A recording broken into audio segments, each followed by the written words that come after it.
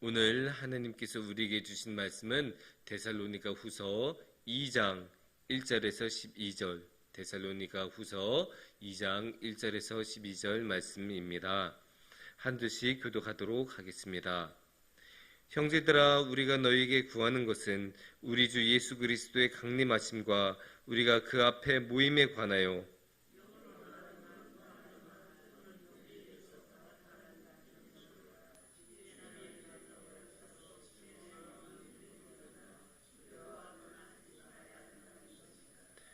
누가 어떻게 하여도 너희가 미혹되지 말라. 먼저 배교하는 일이 있고 저 불법의 사람 곧 멸망의 아들이 나타나기 전에는 그날이 이르지 아니하리니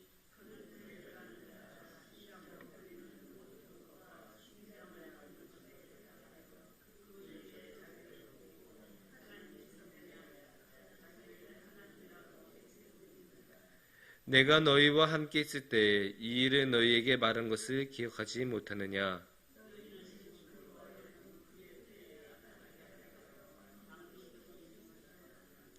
불법의 비밀이 이미 활동하였으나 지금은 그것을 막는 자가 있어 그 중에서 옮겨질 때까지 하리라.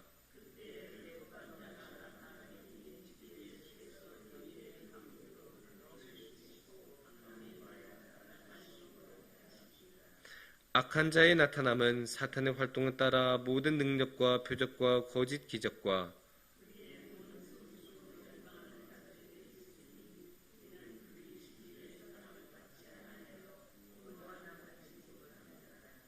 이러므로 하나님이 미혹의 역사를 그들에게 보내사 거짓 것을 믿게 하심은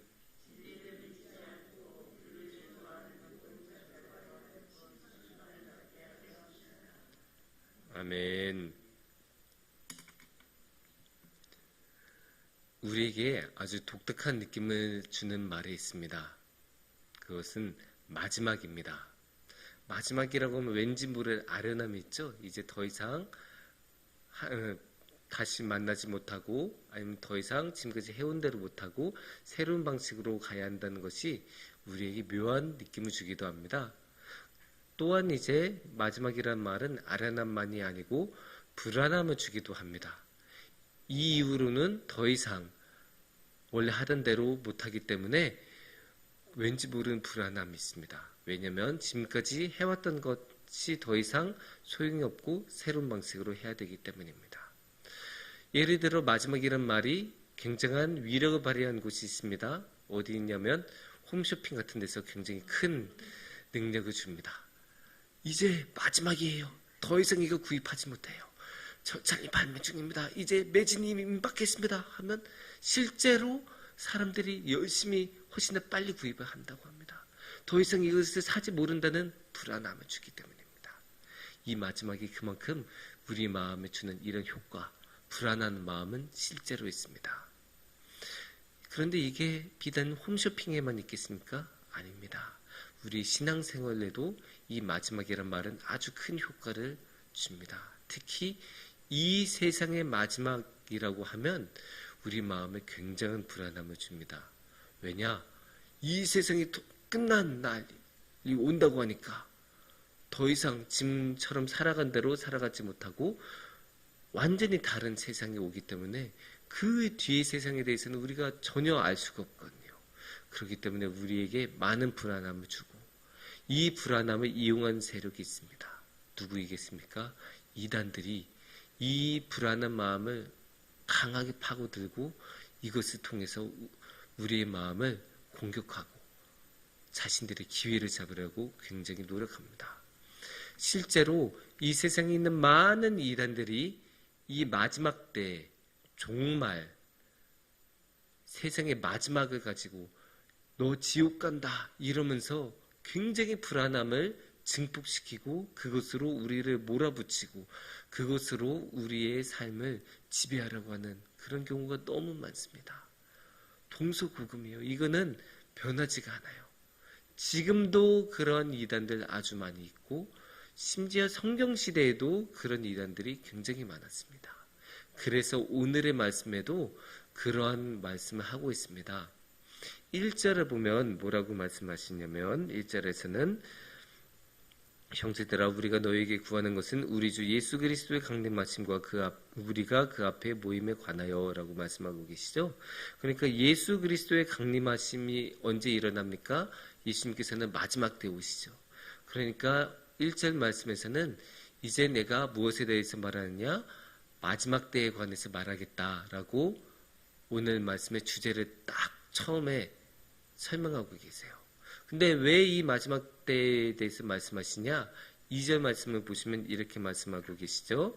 영으로나 또는 말로나 또는 우리에게 받았다 하는 편지로나 주의 날이 이르렀다고 해서 쉽게 마음이 흔들리거나 두려워하거나 하지 말아야 한다는 것이라.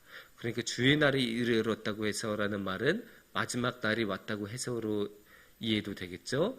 근데 이 마지막 날이 왔다고 해서 마음이 흔들리거나 두려워하면 안 된다라고 하시는 이 말씀은 무슨 뜻이겠습니까? 실제로 두려워하는 사람이 많았다는 뜻이겠죠.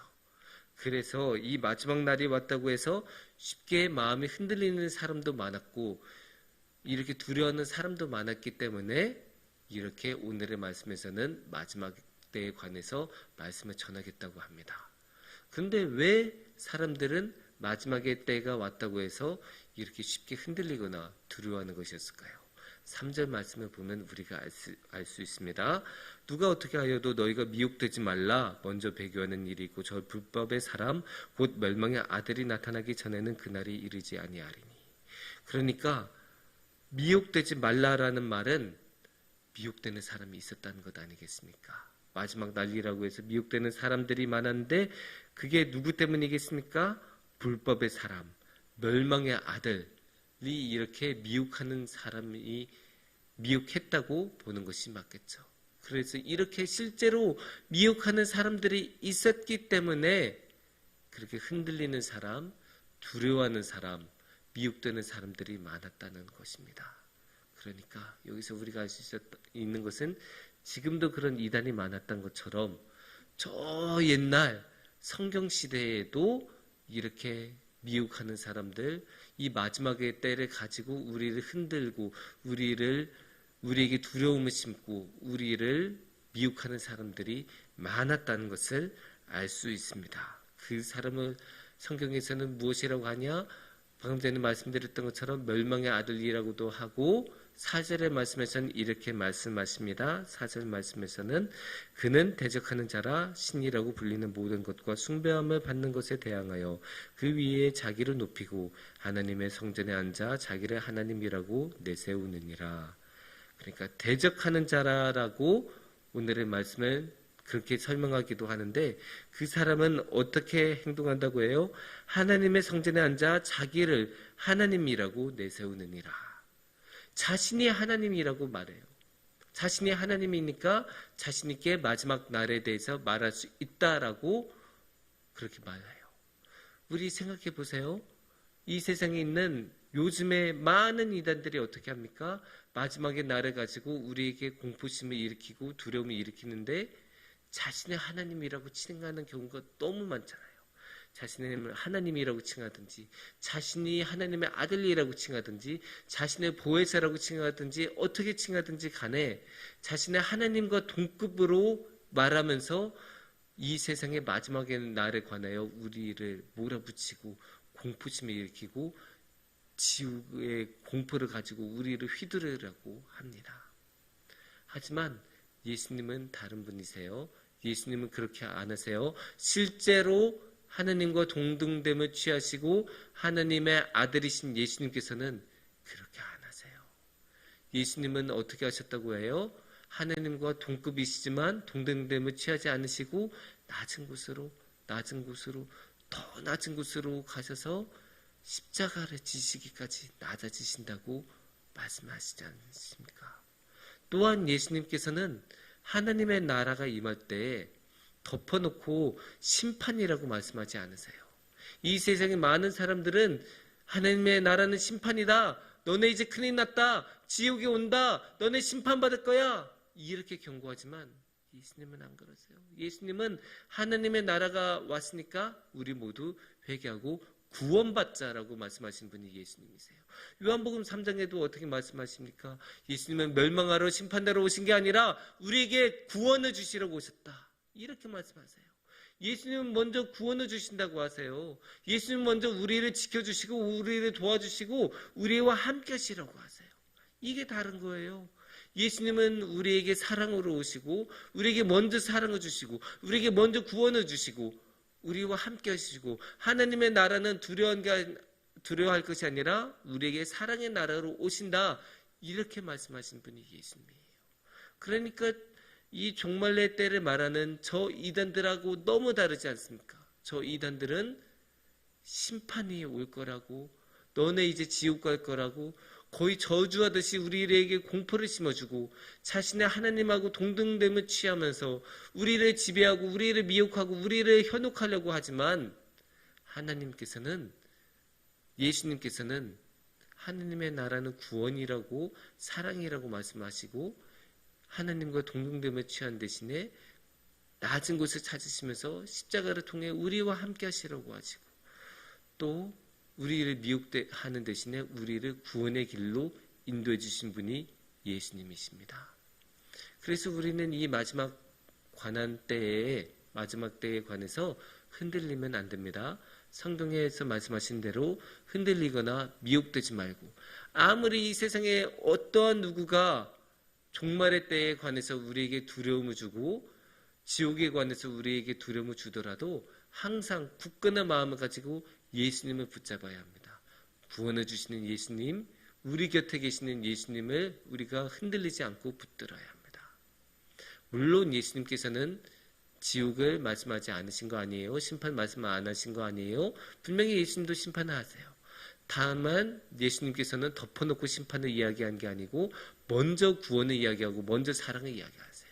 그러면 예수님께서는 언제 심판에 관해서 이야기를 하실까 보면 12절 말씀을 우리가 한번 보시면 알 수 있어요. 진리를 믿지 않고 불의를 좋아하는 모든 자들로 하여금 심판을 받게 하려 하심이라. 그러니까 예수님께서는 이렇게 심판을 받을 사람은 누구냐? 불의를 좋아하는 모든 자들.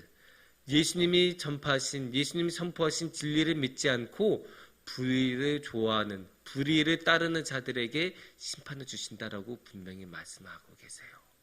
또한 예수님께서는 어떻게까지 말씀하시냐? 8절의 말씀을 보시면 이렇게 말씀하십니다. 8절 말씀을 보시면 그때 불법한 자가 나타나리니 주 예수께서 그 입의 기운으로 그를 죽이시고 강림하여 나타나심으로 패하시리라. 아주 강력하게 말씀하시죠. 여기서 불법한 자가 누구예요? 아까 지금까지 말했던 미혹하는 자, 대적하는 자, 하나님의 자리를 빼앗는 자죠. 그런 자를 예수님께서는 결코 가만두지 않으세요. 아까 말씀하신 대로 그렇게 미혹하는 자들, 하나님의 나라 가지고 심판의 때 가지고 장난치는 자들, 그런 자들을 예수님께서는 가만두지 않으십니다. 그래서 그 입의 기운으로 패하신다고, 그 입의 기운으로 죽이신다고까지 말씀하세요. 아주 강력한 단어를 사용하시면서 말씀하고 계시죠. 왜 그러냐? 예수님께서는 이런 사람들을 절대 가만두실 수 없어요. 왜냐? 그들이 하나님의 자리를 빼앗으려고 한다기 때문이에요. 감히 하나님의 자리를 빼앗으려는 자들에 대해서 예수님께서는 가만히 두시지 않으세요. 그런 자들을 위해서 심판이 준비되어 있는 거고 그런 자들을 위해서 지옥이 준비되어 있는 거예요. 달리 지옥이 준비된 게 아니에요. 그냥 아무나 덮어놓고 지옥으로 끌고 던져놓으신 게 아니에요. 이렇게 지옥을 가지고 장난치는 사람들, 지옥을 가지고 현혹하고 미혹하고 우리의 마음을 휘두르려는 사람들, 감히 하나님의 자리를 빼앗으려는 자들, 이런 자들에게 지옥이 준비되어 있는 거고 다른 자들에게는 예수님이 구원을 주시려고 하고 사랑을 주시려고 하고 하나님의 나라로 이끄시려고 합니다. 그래서 우리가 영적인 분별력을 가지고 항상 올바르게 바라봐야 합니다. 미혹하는 자들에게 우리가 휘둘리면 안 되고 그들에게 두려움을 느끼고 그들에게 우리가 마음을 빼앗기면 안 됩니다. 우리는 어디까지나 주님만 보고 예수님만 바라며 예수님께서 주신 그 구원을 마음속에 품고 담대하게 끝까지 나아가야 합니다. 그렇게 끝까지 나아간다면 우리 예수님과 함께하는 큰 복을 누리실 수 있으실 것입니다. 함께 기도드리겠습니다.